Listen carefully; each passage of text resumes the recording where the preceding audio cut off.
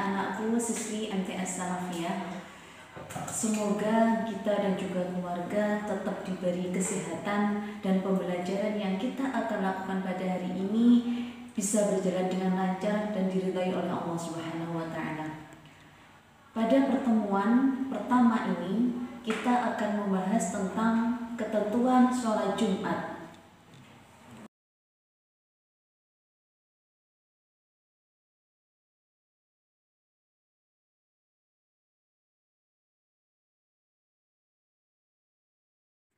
Pembahasan yang pertama terkait dengan pengertian dan dasar hukum sholat Jumat.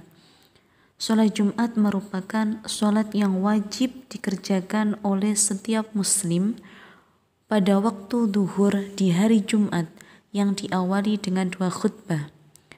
Adapun dasar daripada sholat Jumat, sebagaimana Allah berfirman di dalam surat Al-Jumu'ah ayat 9. A'udzu billahi minasyaitonir rajim. Bismillahirrahmanirrahim. Ya ayyuhalladzina amanu, wahai orang-orang yang beriman, idza nudiya lis-sholati, jika diserukan kepadamu untuk menunaikan salat, mi yaumil jumu'ati, pada hari Jumat, fas'au, maka bersegeralah ila dzikrillahi, untuk mengingat Allah, wadharul bai', dan juga tinggalkanlah jual beli. Dzalikum, yang demikian itu, khairul lakum, baik bagimu, in kuntum ta'lamun, jika kamu mengetahui. Di samping mendatangkan pahala, sholat Jumat juga menjadi pembersih dosa antara Jumat tersebut dengan Jumat berikutnya.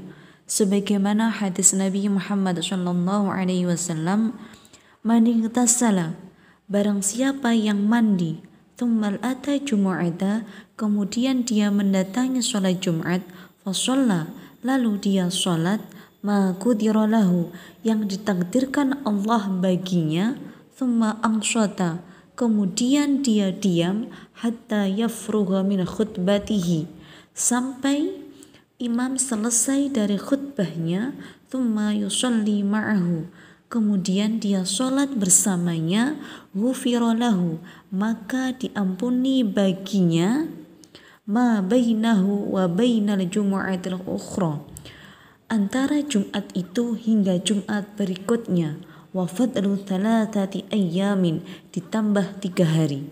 Sahih Muslim Kitabul Jum'ah. Melaksanakan sholat Jumat merupakan syiar orang-orang salih, sedangkan meninggalkannya adalah pertanda kefasikan dan kemunafikan yang mengantarkan kepada kebinasaan.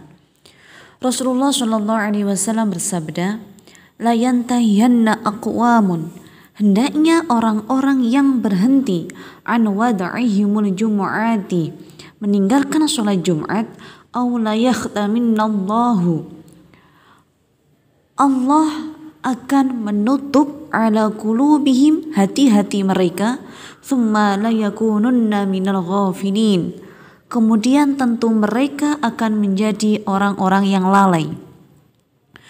Apabila seseorang ditutup hatinya, maka dia akan lalai melakukan sesuatu amalan yang bermanfaat, dan dia akan lalai meninggalkan hal-hal yang mudarat atau membahayakan. Hadis di atas merupakan ancaman yang keras terhadap orang-orang yang meninggalkan dan juga meremehkan sholat Jumat. Juga menunjukkan bahwa dengan meninggalkan sholat Jumat adalah faktor utama seseorang itu akan diabaikan oleh Allah Subhanahu wa taala. Melaksanakan sholat Jumat hukumnya adalah wajib bagi setiap muslim, kecuali 4 golongan, yaitu yang pertama adalah hamba sahaya, yang kedua perempuan, yang ketiga anak-anak, dan yang keempat adalah orang sakit.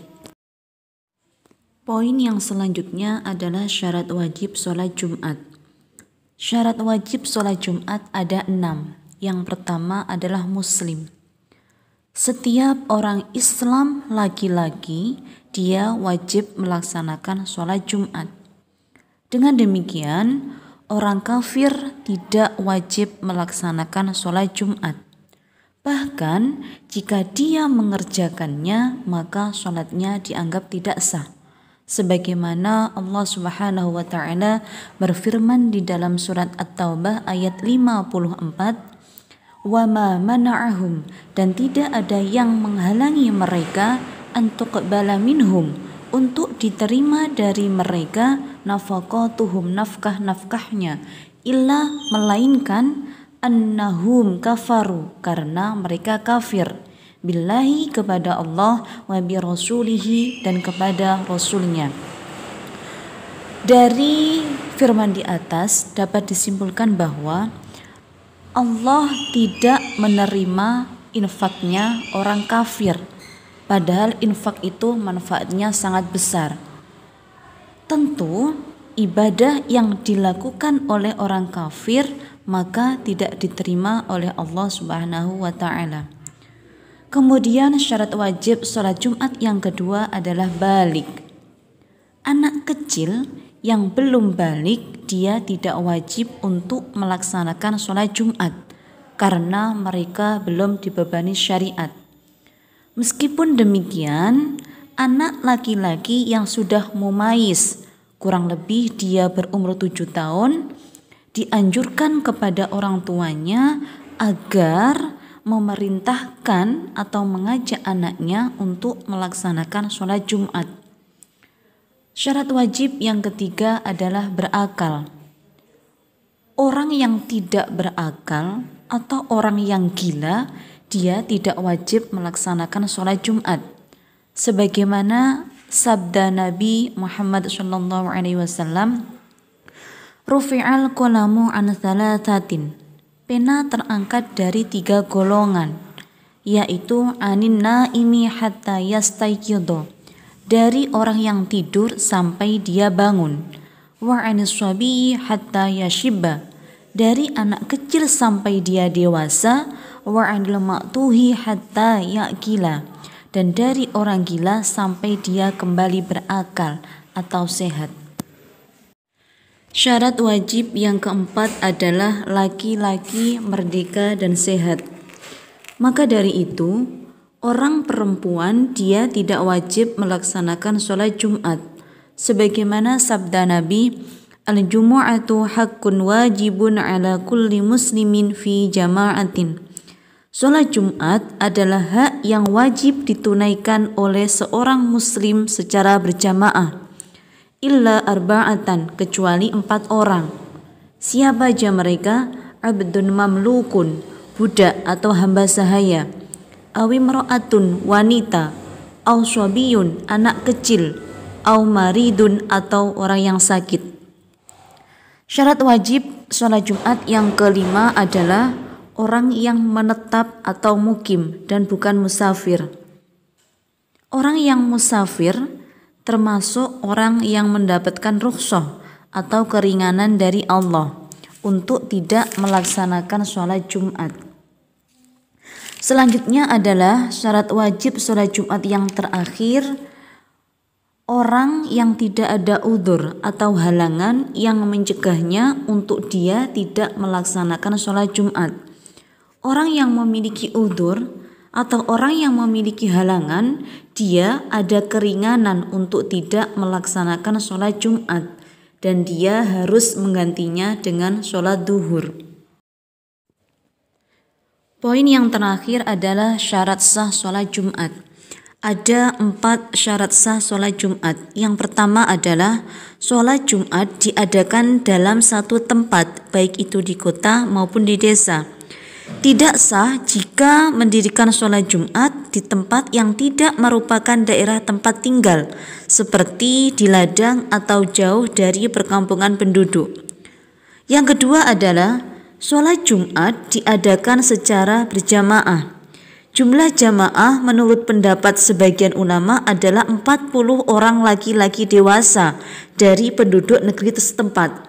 Sebagian ulama lain berpendapat bahwa lebih dari 40 jamaah, dan sebagian ulama yang lain berpendapat cukup dengan 2 orang saja karena sudah berarti berjamaah.